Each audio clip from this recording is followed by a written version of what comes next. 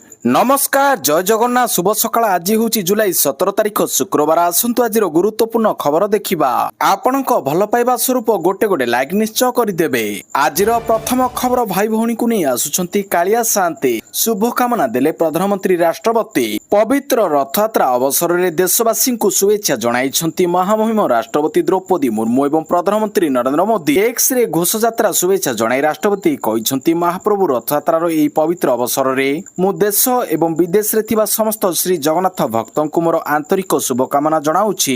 यह एक लोकप्रिय विश्वास जे पवित्र रथयात्रार यह महान परंपरा समय महाप्रभु श्री जगन्नाथ चक्रराज सुदर्शन बड़ भाई बलभद्र एवं भौणी सुभद्रा सहित भक्त मानक साक्षात करती। परवर्ती खबर आसुची पुणी एक लघुचा पागरे बड़ परिवर्तन संभावना नहीं लघुचा प्रभाव में आसंता 18 तारिख पर्यंत राज्य में वर्षा लगी रहिबो। रथयात्रा अवसर में पुरी समेत विभिन्न जिले में प्रबल वर्षा नहीं सतर्क सूचना जारी करिछि भुवनेश्वर पाणीपाग केन्द्र। लघुचाप उत्तर पश्चिम बंगोपसागर पार्श्ववर्ती उत्तर ओडिशा पश्चिम उपकूल में थिला उत्तर पश्चिम रे गति करी यह उत्तर ओडिशा गांगेय पश्चिम आड़कू गति करिबो। यार प्रभाव में राज्यर अधिकांश स्थान में वर्षा जारी रहिछि। पाणीपाग विभाग सतर्क कराइछि जे गुरुवार राज्यर अधिकांश स्थान में प्रबल वर्षा होइछि। 17 रे उत्तर ओडिशार अधिकांश स्थान में एवं दक्षिणर अनेक जगह वर्षा मध्य संभावना अछि। वर्तमान थिबा लघुचाप प्रभाव में 18 जाए राज्य में वर्षा रहिबो। यह सह आसंता 23-24 तारिख बेलू पुणी एक लघुचाप सृष्टि होई पारे। यार प्रभाव में 22 रु पुणी वर्षा बढ़ी पारे। परवर्ती खबर इसरो रे चिंता महाकाश गवेषणा संस्था छाड़िले शताधिक वैज्ञानिक। भारतीय महाकाश गवेषणा संस्था इसरो गगनयान और चंद्रायन 3 परी महत्वाकांक्षी और गुरुत्वपूर्ण मिशन सहित जड़ित वैज्ञानिकों इस्तफा महाकाश विभाग चिंता बढ़ाई देछि। गत किछि मास होला 100 रु अधिक वैज्ञानिक चाकरी छाड़ी देइछंती। विभाग वैज्ञानिकों पलायन रोकवा बड़ पदक्षेप नहीं। जुलाई 14 तारिख में जारी एक नुआ विभाग चिठी जरिया वैज्ञानिकों स्वेच्छाकृत सेवानिवृत्त और इस्तफा को नहीं रही नियम को अधिक कठोर करा जायछि। परवर्ती खबर मौलाना को मंतव्य को नहीं विवाद। उत्तर प्रदेश जड़े मुस्लिम धर्मगुरु मौलाना जर्जिस अंसारी एक विवादीय मंतव्य को नहीं राज्य में तीव्र प्रतिक्रिया प्रकाश पाई। सामाजिक गणमाध्यम भाइराल होता एक भिडियो से दाबी करुवा देखा जाए भगवान श्रीकृष्ण जड़े मुस्लिम थिले और से नमाज पाठ करुथिले। एही मंतव्य प्रकाश पाइबा परे विभिन्न हिंदू संगठन और राजनीतिक दल पक्षरु कड़ा विरोध करा जायछि। परवर्ती खबर देश में गड़िब नुआ हाइड्रोजेन ट्रेन। देशर प्रथम हाइड्रोजेन फ्यूएल सेल ट्रेन चलाचल आरंभ हेबो। प्रधानमंत्री नरेंद्र मोदी हरियाणार जिंद सोनपत सेक्शन रे ट्रेन शुभारंभ करिवे। ट्रेन को एभली भाव में प्रस्तुत करा जायछि जे यह उपरि भाग थिबा विद्युत तार किंबा डीजेल इंजिन उपरे निर्भर न करी निज भितरे ही हाइड्रोजेन व्यवहार करी विद्युत उत्पादन करि परिबो। देशर 99% अधिक ब्रॉड गेज नेटवर्क रो विद्युतीकरण करिबा परे एही उद्यम आरंभ होइतिला। परवर्ती खबर बंगोपसागर रे बुडिला रोहिंग्या शरणार्थी 2 डंगा 500 रु अधिक मृत्यु आशंका। बंगोपसागर रे बुडिला डंगा। बंगोपसागर रे बड़ धरणर अघटन मझी समुद्र रे बुड़ीगला रोहिंग्या शरणार्थी को नहीं जाउतिबा 2टी डंगा 500 रु अधिक लोकंक मृत्यु होइतिबा नहीं करा जाउछि आशंका। एही घटना म्यांमार उपकूल निकट में घटिथिबा नहीं कहा जाउछि। एहारी मध्यरे जातिसंघर इंटरनेशनल ऑर्गेनाइजेशन फॉर माइग्रेशन और यूएनएचसीआर गभीर चिंता प्रकाश करिसंती। परवर्ती खबर धनी मंदिर रे धन वर्षा नुआ नियम लागू हेबा पूर्व तिरुपति रे रेकर्ड दान। गोटे दिन में 97 कोटी टंका दान। तिरुपति बालाजी मंदिर रे नुआ दाता नीति लागू हेबा पूर्व मात्र 24 घंटा मध्य रेकर्ड संख्यक दान मिलिछि। जुलाई 15 मध्यरात्रि तिरुमाला तिरुपति देवस्थान बोर्ड पक्षरु एक नुआ दाता नीति कार्यकारी करा जायछि। एही नुआ नियम अनुसार दाता मानकु मिलुथिबा आजीवन सुविधा सुजोग को समाप्त कर दिया जायछि।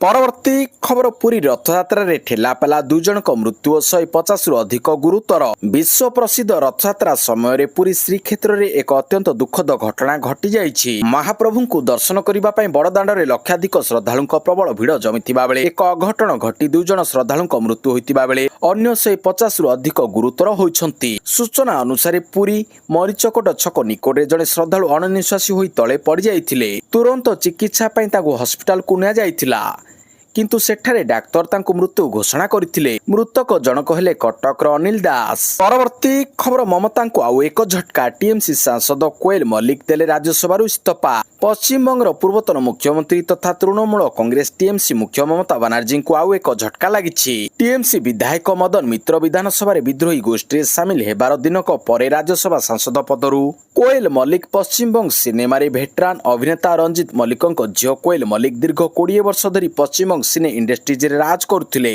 ସିନେମା ନାୟିକା ଭାବରେ ରାଜ୍ୟରେ ସେ ଖୁବ୍ ଲୋକପ୍ରିୟ ଥିବାରୁ ଟିଏମସି ଏହାର ଫାଇଦା ନେଇ ତାଙ୍କୁ ରାଜ୍ୟସଭା ପଠାଇଥିଲା। ପରବର୍ତ୍ତୀ ଖବର ବିଶ୍ୱ ପ୍ରସିଦ୍ଧ ରଥଯାତ୍ରା। ପୁରୀରେ ମୁଖ୍ୟମନ୍ତ୍ରୀଙ୍କୁ ଭେଟିଲେ ସୋନୁ ନିଗମ। ବିଶ୍ୱ ପ୍ରସିଦ୍ଧ ରଥଯାତ୍ରା ପାଇଁ ପୁରୀକୁ ଲକ୍ଷ ଲକ୍ଷ ଭକ୍ତଙ୍କ ସମାଗମ ହୋଇଛି। ଏହାରି ମଧ୍ୟରେ ପ୍ରସିଦ୍ଧ ବଲିଉଡ୍ ପ୍ଲେବ୍ୟାକ୍ ସିଙ୍ଗର ସୋନୁ ନିଗମ ମଧ୍ୟ ମହାପ୍ରଭୁଙ୍କ ଦର୍ଶନ ପାଇଁ ପହଞ୍ଚିଥିଲେ, ଯିଏକି ପ୍ରଥମ ଥର ପାଇଁ ରଥଯାତ୍ରାରେ ଶ୍ରୀଜୀଉଙ୍କ ଲୀଳାଖେଳା ଦେଖିଥିଲେ।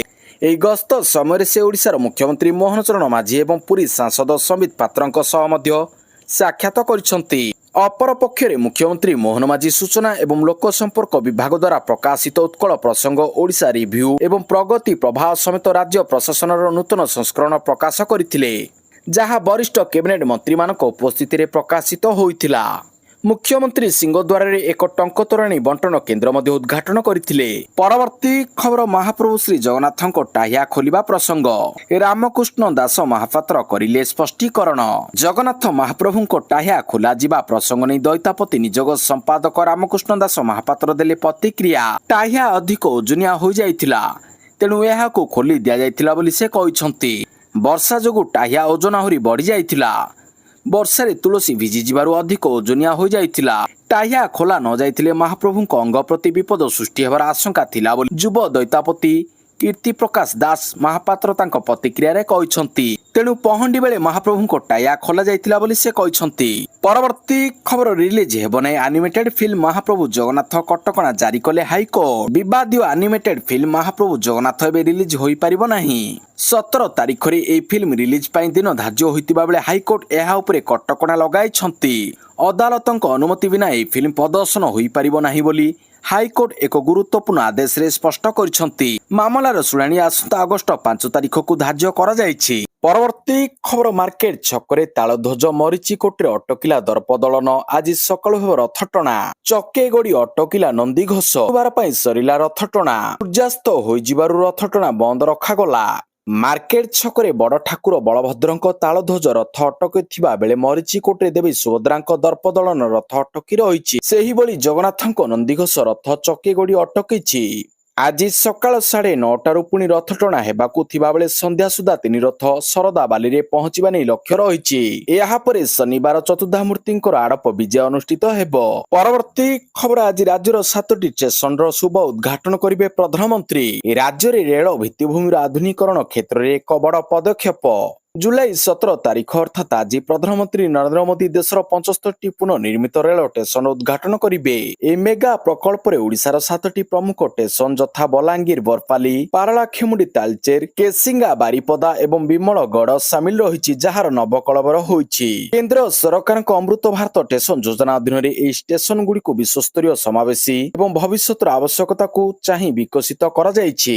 ଓଡ଼ିଶାର ଏହି 7ଟି ଷ୍ଟେସନର ନବୀକରଣ ପାଇଁ ପ୍ରାୟ 109 କୋଟି ଟଙ୍କା ବ୍ୟୟ କରାଯାଇଛି।